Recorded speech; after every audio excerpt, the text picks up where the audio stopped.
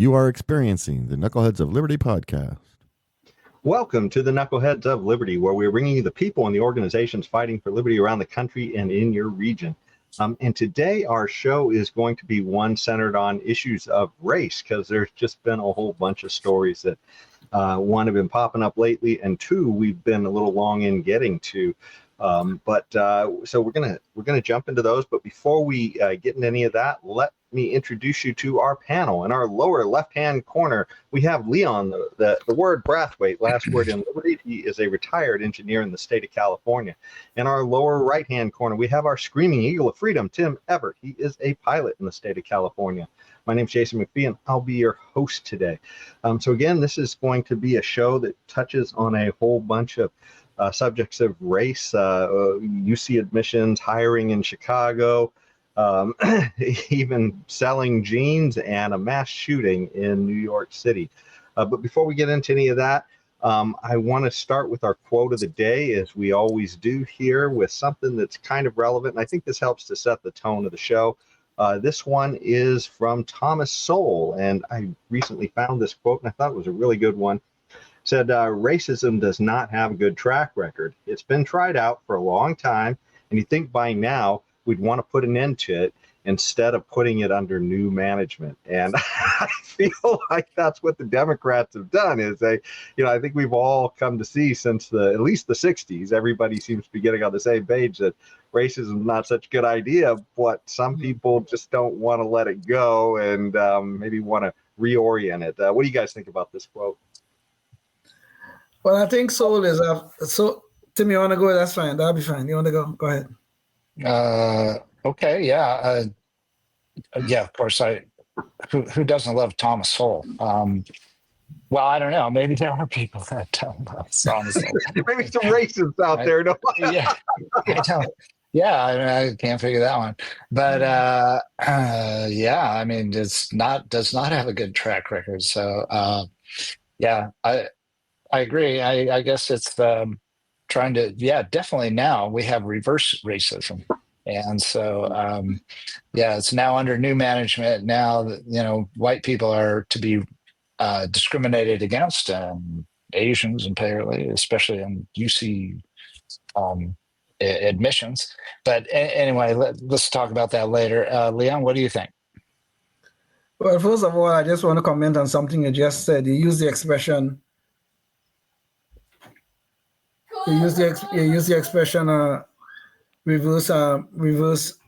racism.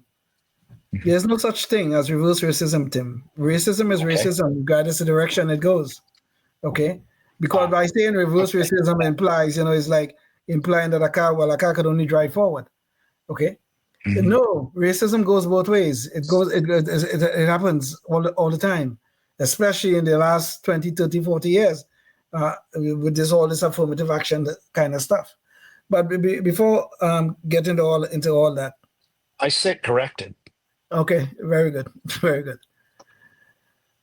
Martin Luther King said and made quite clear that he dreamed of the day that his children, his 4 little children, will live in a society where they are judged not by the color of their skin, but by the content of their character. And everybody on the left have embraced Martin Luther King and his supposedly his words. But yet we have this new management, as Thomas Sowell put it, of racism. Well, in the 60s and in the 70s, it was affirmative action. Well, affirmative action became unpopular. And of course, affirmative action was just warmed over Jim Crow. Well, that became a little bit unpopular. The whole word affirmative action became somewhat of a pejorative. So they came up with a new name now. They came up with diversity, equity, and inclusion. Listen to the nice words, things that nobody will disagree with until you lift up the hood and you look and you smell the rot that is under that hood. It's straight up racism, okay? Straight up. It's just who they're discriminating against have now changed. First it was Jews and blacks, and now it is whites and Asians.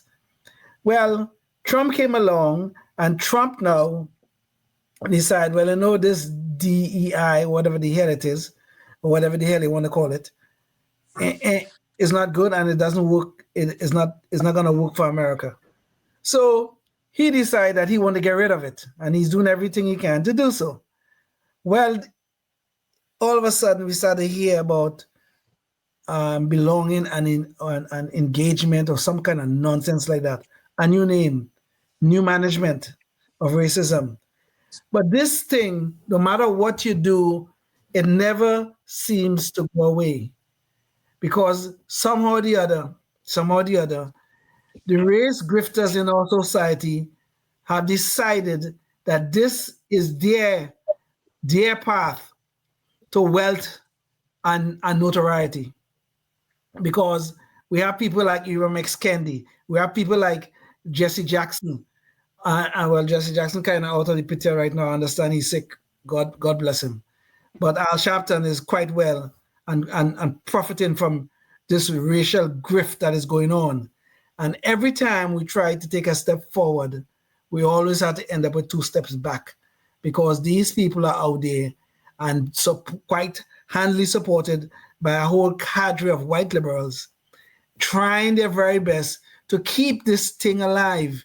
The one thing that Martin Luther King told us, the one thing he told us, that we want to get to the society where we are judged not by the color of our skin, but by the content of our character. And no one on the left these days want to get there, because having victims in our society is a good thing for them. It's a wealthy thing for them. And they want to keep this gravy train running for as long as possible. So unity for the Democrats and division of the rest of us. Exactly. That's what's going on here. Yeah. No, it's terrible, because usually racism is kind of like an irrational bias, and it just, obviously to be free means that you should be free to be irrational, but we want to keep this out of our government for sure in every possible means, because we don't have a choice of whether or not we participate with our government. So we want to keep that irrational bias out. And, if somebody's irrational in the marketplace, well, they're going to suffer for it. So, Quite true. So there's ways to guard against it there as well. But anyways, let's find out some of what's going on. But before you go on, Jason, the one thing that we have to really highlight: racism could only exist when it's a government either actually implementing it or the government tolerating it. Slavery was legal. Slavery was all legal. And Jim Crow was all legal. And those were straight up racist acts continuously happening for hundreds of years. Well, Jim Crow was about 100 years. Slavery was about 300 or 400 years prior to that. Well, slavery was there since the founding of the Republic until the Civil War. But the fact of the matter is, it's only government can keep these things going. It's only the government could have kept Jim Crow in place for 90 years. It's only the government that could have kept slavery in place for however long, since the founding of the Republic until 1865 or so. The fact of the matter is, the government is the biggest proponent of racism in our society, and they're still doing it, quite frankly.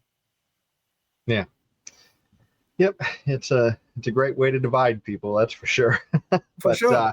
So let's look at a few of the stories now about how this has been playing out recently. I mean, there's always a wealth of stories, but these 4 I think are kind of interesting. The first of which is a story about the UC system and some of the race nonsense that's been going on there. So we've been seeing some, lawsuits play out over the last 4 years, maybe 5 years. So around the time, COVID hit, issues with the SATs, and now, and that was mostly, I think, people representing Black and brown groups, I guess is the best way to describe it, who were saying that the SATs were biased, and therefore they wanted the SATs gone. And so now, because that objective metric of how people score on a test is gone, now suddenly Asians are scoring well on tests, and they're kind of being pushed.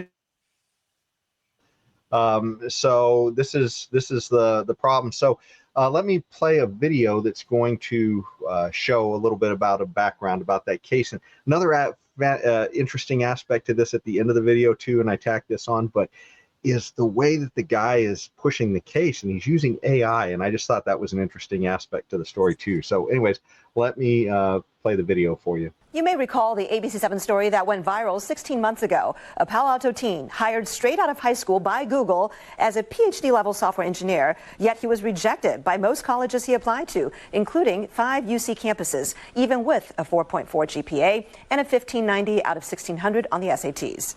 Some of them were certainly expected, Stanford, MIT, it is what it is, right? Yeah. But yeah, but some of them, like Cal Poly, some of the state schools, I really thought, I had a good chance.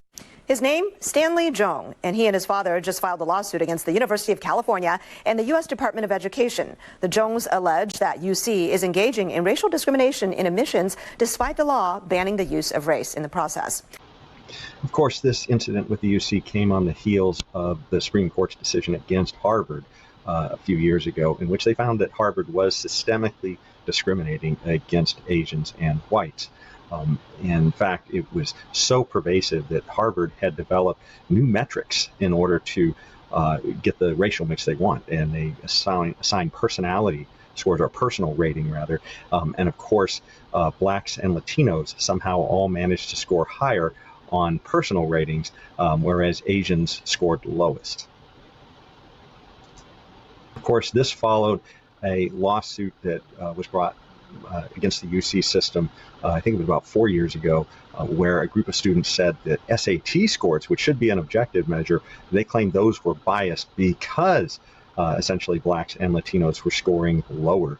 Not people who were coming from out of the country. They didn't score lower. It was simply domestic people who fell into those categories that were scoring lower.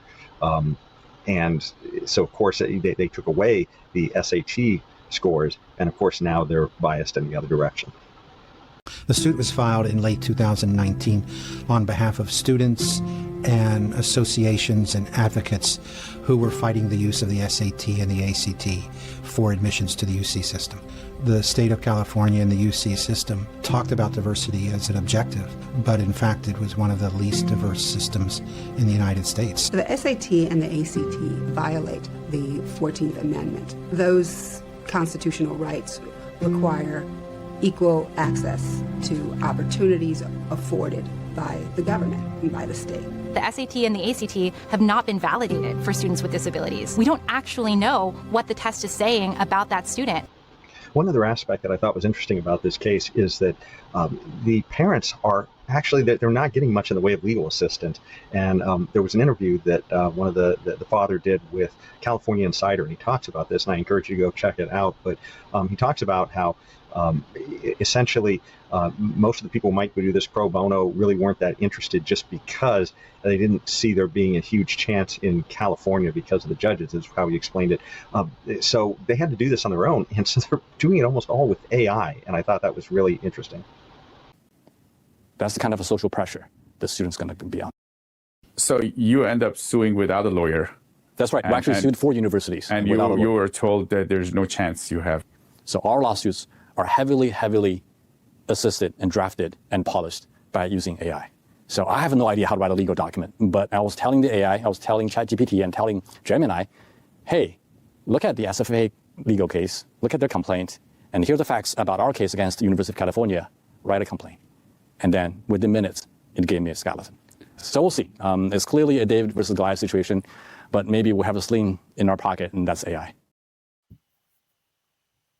So anyways, that's the story. Yeah, I wish I had kind of polished that part about the SAT thing, but I just wanted to show that was something that was literally a legal decision that went in the other way that has caused a lot of this problem with the switch in emissions. So anyways, what do you guys think about these stories? I just think there's so much interesting going on here, especially the AI aspect. I love that because us normal citizens now have, it seems like, a legal access to go up against Goliath government there.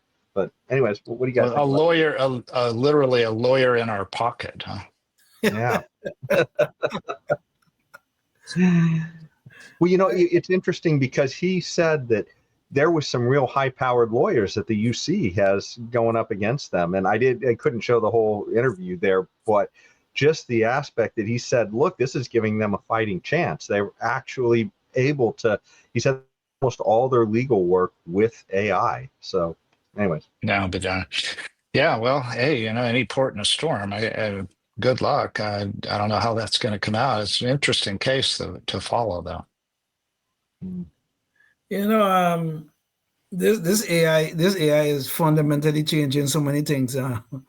Just as a personal level, before I get to my remarks on this particular issue, the other day I asked AI to write a grant for me, and within 3-4 minutes, I had a whole grant written out for me. It was unbelievable. But getting to the story here at hand, this thing is a real problem. Okay, it's really a problem. These universities coming up with these metrics, God knows what part of the anatomy they pull them from, and they coming up and telling us this thing will somehow better measure the performance of a student at the university level. And this metric, somehow or the other, this metric that they come up with, somehow or the other, kick out the best students, the people who are scoring really high on the SAT, and it takes in people who are scoring lower on the ACT or the SAT. You could see the thing is upside down. Something is wrong with just looking at it at its very surface level. You could see something is wrong with the metric. What about just going back to merit? What about that? Why is that such a complicated issue? But you see, the problem is Black and brown students in this country, okay?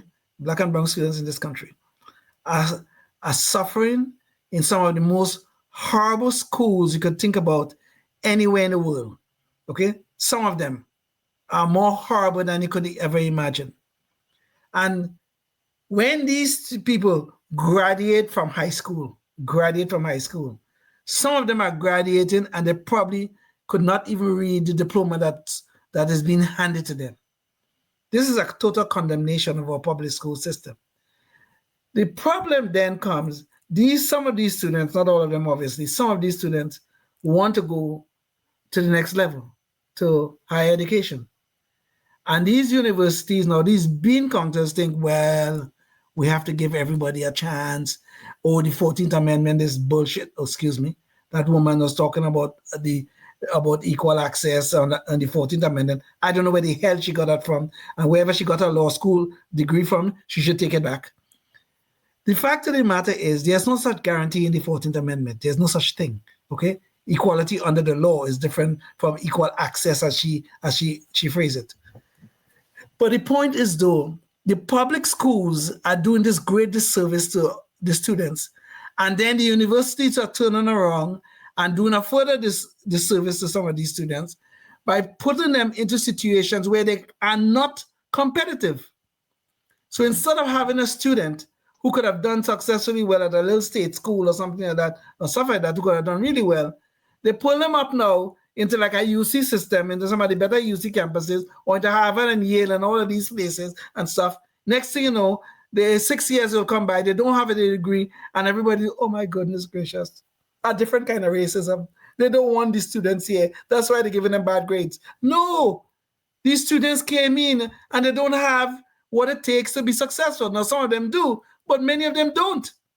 And the students who like mostly Asian students, white students, who do have the standards to meet the competitiveness at a Harvard or a Yale or UCLA or UC Berkeley, they don't want them because they're the wrong skin color or the wrong whatever. I don't know what they say for Asians. They don't say skin colors, whatever the hell their matrix is. Oh, they don't have the personality trait. Like if these people have some sort of godlike power to figure these things out, what the hell is wrong with these people that we just cannot go back to merit? This is what got us here. Look at where we are today. It's merit that got us here, and we need to go back to it. Yeah. Doesn't it remind you of that segment we did on the air traffic controllers not hiring the people with skills, and they changed the whole parameter? Remember, a few years back, they changed the parameters, and they had all these psychological things come in, and nothing to do with moving your skills and your abilities to move little blips on a radar screen and keep them from running into one another. So, so as a result, they've hired a whole bunch of people that just don't know what they're doing and never will. They just don't have the skills, and so they're in trouble now. And so here we are. Oh gosh, got planes getting close to each other. I wonder why. Yeah. Anyway, yes. Yeah. So anyway, it just reminds me of the same thing. Well, it's kind of sad. Well, go ahead, Leon. But this bean content, this bean content is so ridiculous that it leaves us astonished by what is happening to many of these students on these campuses. It makes decent students who could be successful elsewhere, make them into failures, and they essentially ruin their lives. Ruin their lives because, they can't make it at Harvard and Yale. Oh my goodness gracious, but I can't make it anywhere else. And how many people probably have gone through that, where they get into these universities, they're not at that level, and then when they could have done so great someplace else, and it's even more to condemnation of how bad our government K through 12 schools are, and they're covering it up by screaming racism instead of letting competition fix those schools. We've got this terrible government system, and then we paper that over by just crying racism so that we can change the results of what comes out of those schools. And it's just terrible. It's one bad thing after another. It's almost like they don't want to take responsibility for their bad results at the public schools. Exactly. They want to, instead of taking responsibility and improving the results, they want to just go ahead and change the parameters of the applications to go higher along in the educational chain. Sounds that way, huh? Yes, it sure does. And the funny thing about this, math is a big part of the SAT. Okay, I have done it, and I'm sure Jason, I'm sure all you guys have probably done SAT and ACT, or the ACT. Math is a big part of it. I have taught math on and off, I don't know, for about 50 years now, on and off for 50 years to people from God knows how many parts of the world. I'm not sure about that, but it's been a lot. But the point is, though, I have never had a student in my class, in one of my classes, that say, Mr. Brathwaite, back home, we just do it a little different here. Calculus is not the way it's here in America, or algebra is a little bit different there and stuff. I have never had that experience. Math is a universal language. It's like music. But these idiots, instead of looking at, a student is performing substandard on a math test, instead of looking at the root cause, like a crappy public school, say for instance, instead of looking at that, no, it's just like you said, Jason, racism. The test is biased. That's why the student is scoring so poorly. Tell me, how could 1 and 1 equal 2 be biased? Maybe somebody could explain that to me, because I don't understand it. How could calculus be biased? How? Yeah. I was 14 years old when I started learning calculus. I wish I could have gone and tell my father, Dad, I can't learn, because. Well, and we didn't even talk about it on this show. I'd have to go drag it up, but we talked about this on prior shows, where the California Department of Education was trying to shove in these concepts of racist math and stuff. Exactly. Absolutely nuts, and the best way that you can tell that this is just all a sham is look at the way foreign students score on these tests when they come in. When they come in and they take these, they score as well or better than our domestic students. and they should be at the biggest disadvantage. If this is a culturally disadvantaging test, the people who don't even live in this country should be at the biggest disadvantage. And Exactly. they do tend to just underperform a tiny bit in English, but not in math. Not in math. they blow us away in math. So They just leave us at the starting line. Leave us at the starting line in math. Okay? All right? God. Well, I had wanted to get to the Brandon Johnson hiring story second, but because of the length of the video, I'm going to push that off to the third story. And we're going to get into a story about Sidney Sweeney's jeans, because that seems to be taking the internet by storm.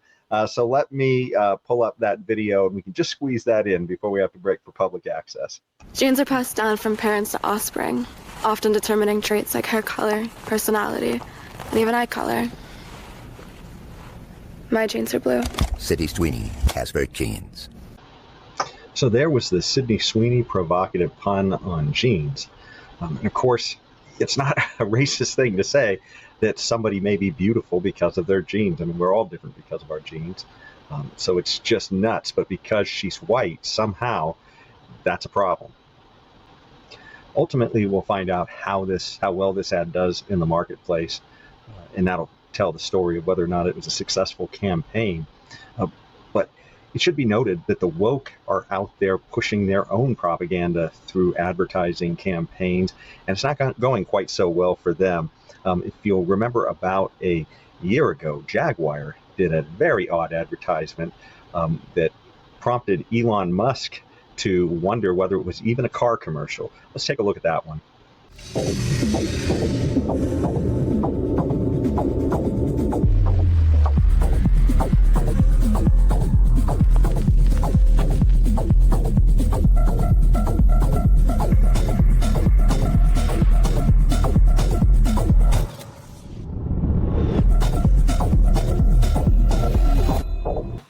Moments later.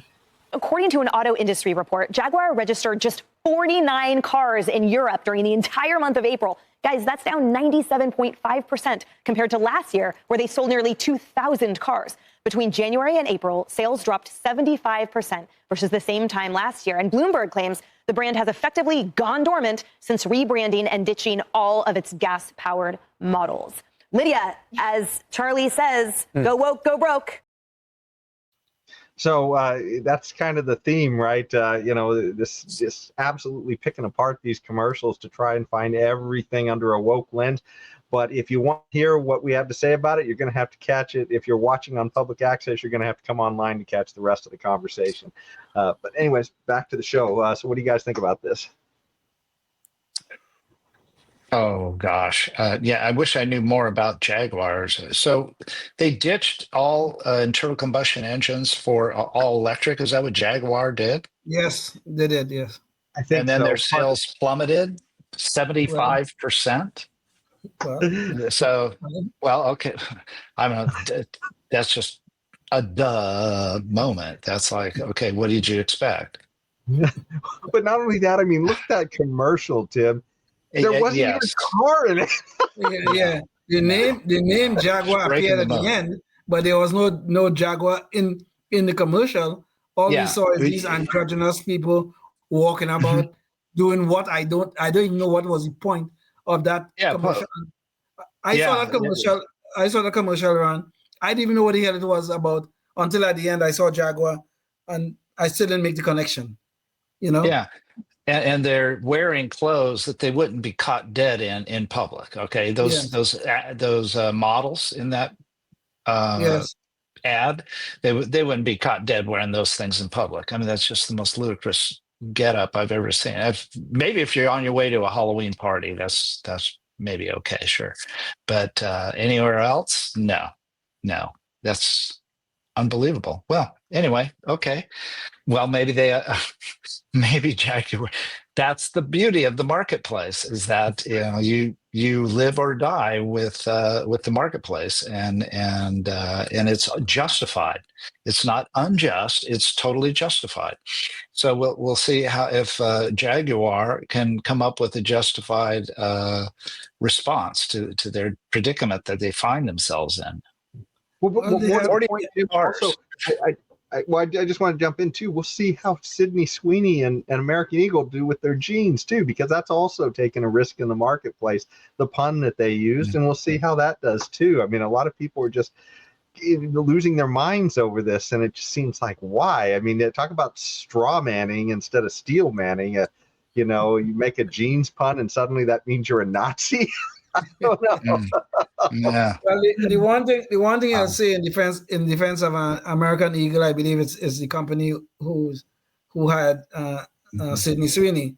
The one thing I would say in defense of them, they're not being woke, and I hope they don't have to go woke to try to please anybody, because all they were doing was advertising a pair of jeans, and they had a pun on the play on these words, jeans, the J versus jeans, the G. That was all they were trying to do. And I hope they don't backtrack on this, because it is a nice commercial. I mean, I don't care much for Sidney. I don't think she's much of an actress or whatever the hell she is. I don't care much for her. But I don't see nothing wrong with it with the commercial.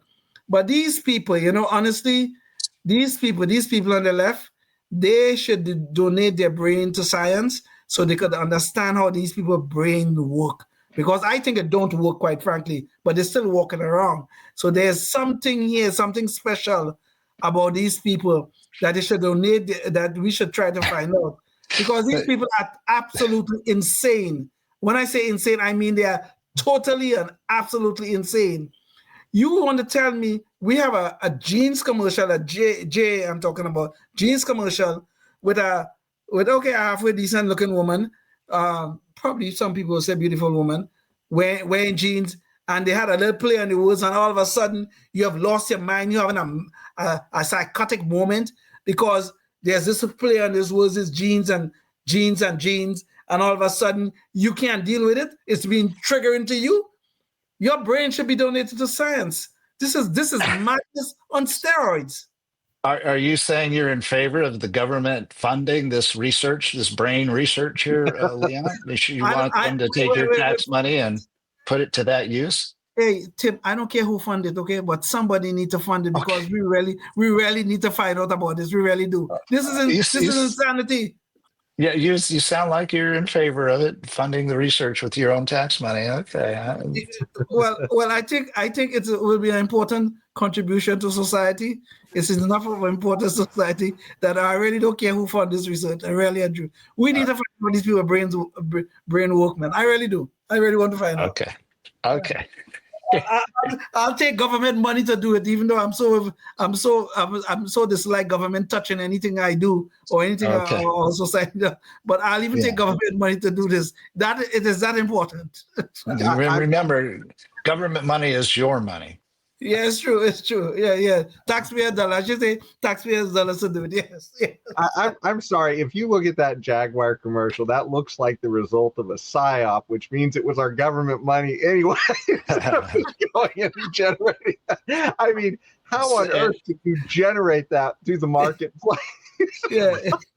and so when Elon Musk asked the question, Jaguar, do you sell cars? I mean, he's obviously the answer is now, well, if you want to call 49 cars selling cars, we do. But compared to last year, no, we don't really sell cars now. But you see the same damn nonsense happen with Bud Light and Dylan Mulvaney. Mulvaney or something like that. So Dylan Mulvaney is this transgender woman, and if you could call her that. And Bud Light thought this was the only woman in America that is worthy of selling our beer. Okay, and well, their stock came crashing down, and we know the result of that. And this is what is probably going to happen to Jaguar too, and all of these other woke organizations who think they'll put wokeness before their bottom line. I'm just happy to see them crash, with their damn nonsense. Yeah, I mean, if they're just going to sell electric cars, they're not long for this earth. No, as a no, company. they're not. They're not. Well, and I think that was part of what I'm not sure if I was freezing up there, but I think that was part of the what was going on with these ESG scores is that so it's environmental social governance, I think is what it's called. Yes. But yes. Yeah, and that's sort of why some of these weird commercials are coming into place. It's because companies get we're getting some kind of extra consideration through the investments of the big what do they call that, the big retirement funds from the state governments like California. If they were doing some of these different things, whether it be pushing climate change or maybe some kind of equity stuff on race or gender or whatever it is, and that was giving them some extra consideration in what was being invested in, which is the government tampering in the markets at that place. So it's not completely a private choice necessarily with all these companies that are getting into this stuff. So, yeah. It's true. It's true. well, we know what has happened when the government touches anything. So we know. Yeah, it's the not the Midas, the reverse Midas touch. The anti-Midas touch. The anti-Midas turns everything into a turd. So, well, speaking of, I guess somebody who doesn't have the Midas touch, and that is Mayor Brandon Johnson of Chicago, and he is having some issues with the Justice Department, coming after them for their hiring practices. Now, he has said all kinds of crazy stuff, but this one finally drew the attention of the Justice Department. Maybe some of the others should have, but it wasn't the Trump administration. And then, but let's find out what this story is about, because it has to do with the hiring practices in Chicago and his blatant advertising that he considers race in his hiring. The U.S. Department of Justice opening up a civil rights investigation into the city of Chicago, the DOJ specifically looking into the city's hiring practices. This comes after remarks Mayor Brandon Johnson made at the Apostolic Church of God in Woodlawn yesterday, where Mayor Johnson shared his vision for the rest of his term, emphasizing education, public safety, and equity. Johnson also saying his administration is one of the most diverse in the city's history. So let's go see what Mayor Johnson said that was so problematic. So when we say our people hire our people, I just want to name this. 2 administrations ago, 70 to 75% of the administration was primarily made up of white men. In my administration, 45% of my administration is black, 25% is Latina, 30% is white, 8% is Asian. It is the most diverse administration in the history of Chicago. So right away, we can see that what Mayor Brandon Johnson considers diversity is purely skin color. And it's also interesting to note, too, that the population in Chicago, I believe, is around 30% black, maybe a little less. And he is saying that now he's proud that 45% are black, which means that they are overrepresented. And again, what does this mean for diversity? I mean, if he had all black, would that be diversity? I mean, it's really hard to understand what these people mean by diversity, which is why a lot of times this is nonsense. And here's why I'm naming this, is because there are some detractors that will push back on me and say, you know, the only thing that the mayor talks about is the hiring of black people. No, what I'm saying is when you hire our people, we always look out for everybody else. We are the most generous people on the planet. I don't know too many cultures that have play cousins. That's how generous we are. We just make somebody a family member, right? That's just how we are. He literally just said that now black people are the most charitable people, I think is what he said, which, again, this is racist to attribute an ideological quality only to one skin color. That is just nuts. And we see Mayor Brandon Johnson just diving headfirst into this. Let's go on and see how he hangs himself even further. And so Business and Economic Neighborhood Development, the deputy mayor, is a black woman. Department of Planning and Development is a black woman. Infrastructure deputy mayor is a black woman. Chief Operations Officer is a black man. Budget director is a black woman. Senior advisor is a black man. And I'm laying that out because when you ask, how do we ensure that our people get a chance to grow their business? Having people in my administration that will look out for the interest of everyone, and everyone means you have to look out for the interests of Black folks, because that hasn't happened. That's how we ensure long-term sustainable growth. Assistant Attorney General Harmeet Dillon stating in the letter in part, if these kinds of hiring decisions are being made for top-level positions in your administration, then it begs the question whether such decisions are also being made for lower-level positions. Already reaction coming in from City Hall leaders. Hearing what he said and seeing this this investigation taking part, unfolding today, I think validates the concerns many people have throughout the city of Chicago that this isn't a mayor for everyone. And so there you have it. Brandon Johnson, you get a big step up on the ladder just by showing your skin color, I guess, when you go in. Well, what do you guys think about this? Well, we know one thing for sure. Chicago is one of the worst run cities in America. So whatever it is that Brandon Johnson is doing in terms of his high-end practices, obviously is not working. So whether he talk about all this racist nonsense about Black people being the most generous people in the world, or whatever garbage he spoke, or about Black people always looking out for everybody else, or whatever racist garbage he wants to speak about, the fact of the matter is your city is in serious crisis, where they're talking about education, where they're talking about crime, where they're talking about general budgeting in the city.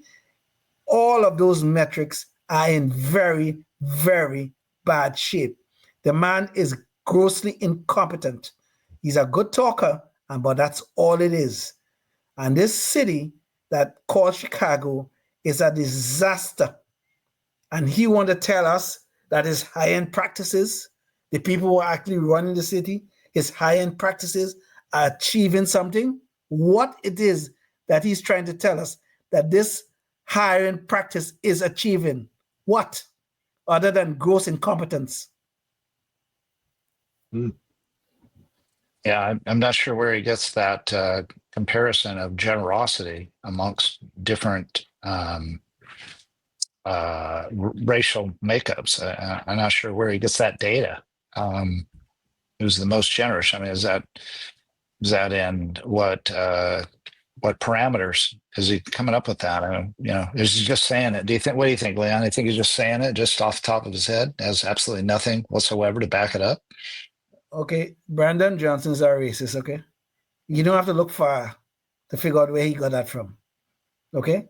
He's nothing but a loudmouth, smooth-talking racist, a grifter of the highest order. There's no need to look very deep to figure this out. The man is worthless, quite frankly. I mean, maybe the city of Chicago deserve this, the mess that they're in right now, because they elected this man. So maybe they deserve it. So I mean, you just left astonished by the madness that these people like Brandon Johnson comes up with. Another one who should probably donate his brain to science so that we could figure out how that brain works. Seriously. Yeah.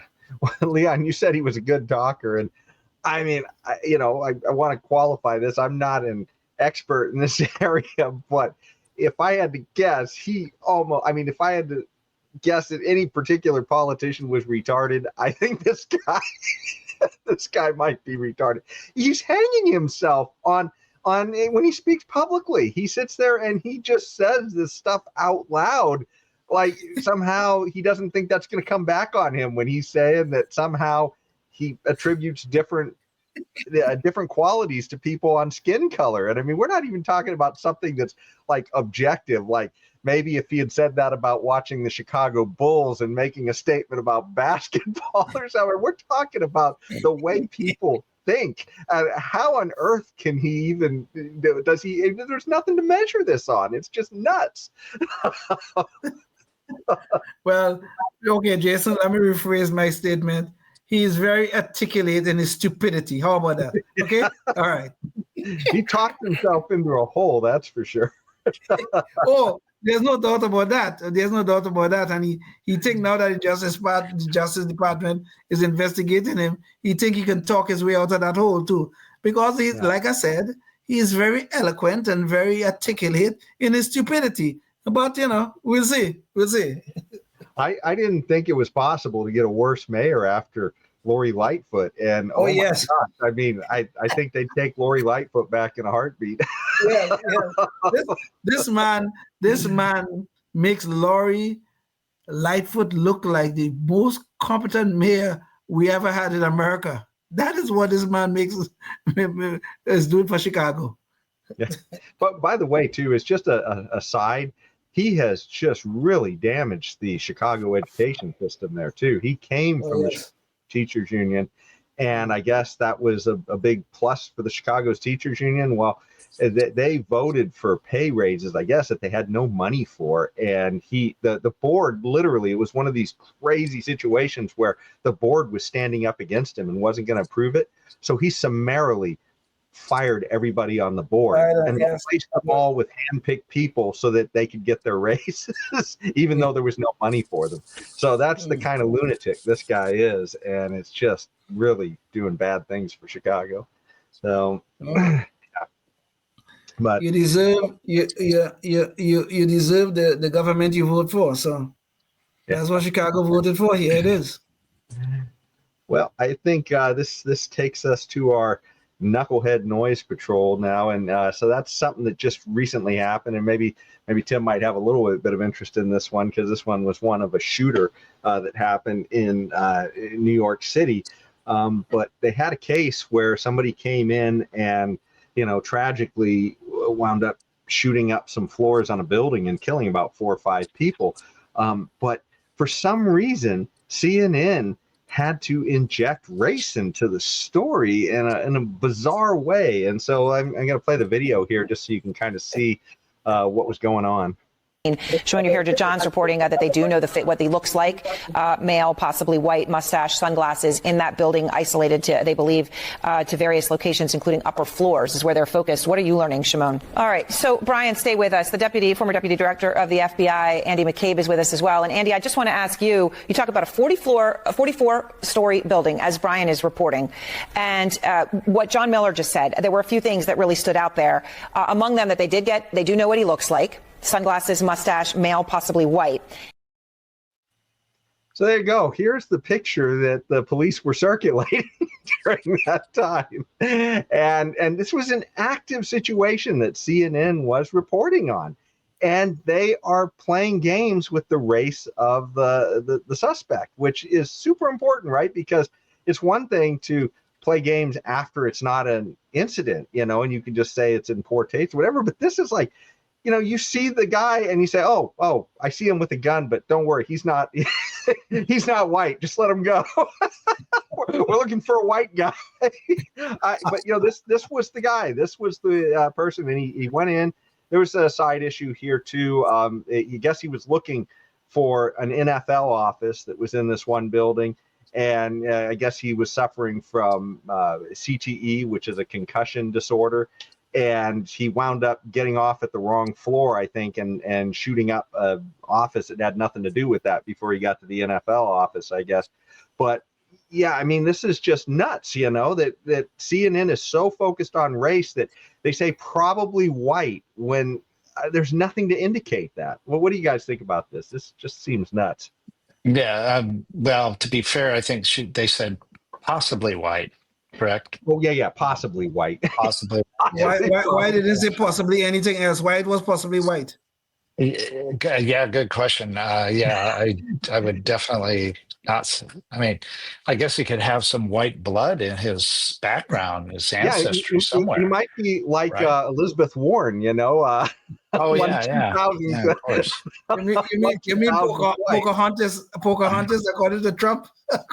Yeah, but I think the police were probably describing him as a black male, about X feet tall and so on and so forth, carrying a rifle. So it's crazy. And again, I mean, CNN, of course, they're the ones that really, really helped lie us into the war in Iraq, and got caught red-handed, deliberately lying. So, who listens to them now? I mean, if anybody, this shouldn't be newsworthy, because who would be listening to CNN at this point? Obviously, enough people for them to keep pushing their racial grifting. I don't know if you guys remember who George Zimmerman was. He was a guy who got in an altercation with Trayvon Martin, and ended up shooting Trayvon Martin and killing him. He was acquitted of the shooting. But the New York Times brought about a new racial category. George Zimmerman was described in the New York Times as a white Hispanic. It's the same sort of thing that CNN is trying to do right now. They are trying to show us that these white devils among us are the biggest problem. That's what they're trying to show us, There's only white people, there's only whiteness. It even goes back to this ad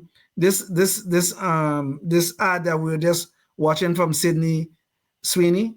Here we have whiteness on display, Nazi propaganda. And you know what Nazi, blonde eye, blue eye, they're trying to form the master race kind of thing. It's the white devils they're trying to show us. And you know who they're trying to show that to? They're trying to show it to us. They're trying to keep us as nice little victims who will end up voting for the Democratic Party. Because as long as they have us as victims, oh my goodness, they can't lose. So all they're trying to do here is to show, this whiteness in our society is the biggest problem. It's a whiteness that caused this guy to walk in there and shoot up the place. It's a whiteness that caused George Zimmerman to kill Trayvon Martin. It's a whiteness that caused Sidney Sweeney to get on TV and tell us about her genes, whether it was the J in the genes or the G in the genes, it really doesn't matter. Blonde hair, blue eye, would have to be part of the master race. It's the white devils they're trying to show us. These people are so good and wonderful. I just love them, I really do. That there is one flip side to this particular story too, and that's that aside from trying to make it sound like the shooter might have been white, which is just bizarre, but you have this situation that occurs in a lot of news reporting when there's an active situation, like maybe there's a thief or maybe a violent person on the loose, and sometimes when the woke media knows what the description of the person is, they won't say the race if it goes exactly narrative. So I mean, which is really dangerous to society when you're messing with the descriptions in an active situation that result in potentially people's safety. The idea that you're going to play dumb about the victim, or about not the victim, but the perpetrator's race is just crazy. So I even think the Young Turks made kind of an issue about that too, and they're sort of a lefty organization, and they I think it was Anna, I can't remember her name, who's the Kasparian, Anna Kasparian. Yeah, I think she had made note about that too, where she was just getting thinking that this was getting kind of ridiculous, the way that the left was constantly controlling what came out in these reports and stuff. It's just nuts. So, but you see, this is what they do though. If the person is white or possibly white, of course they'll have to promote that. They'll promote it, possibly white or white Hispanic. And nope. Looks like Leon might have frozen. So maybe CNN got to his speed. Maybe, yeah. That's probably what happened. Definitely. Leon was blowing the lid off the whole thing. Oh, Leon, you froze there. Oh yeah, your eloquence has been cut off by CNN operatives. Yes. So I was going to say, on the other hand, I think I got out the first part of it. If it's a white person, they'll clearly promote it as here it is. If it's non-white, they normally try to suppress that. They will not try to give a race description. if you look at some of the reporting that we have from CNN or some of the or MSNBC, for non-whites, they'll try to suppress the race description. For whites, we got to put it out. You know, we got to let everybody know whiteness is a problem in America. It's really a problem in America. So we got to put that out quick. Yeah. Tim, I see you were trying to send something on trends on race and ethnicity, but it don't really looks like too big of a document to try and unless you've got the summary of it here.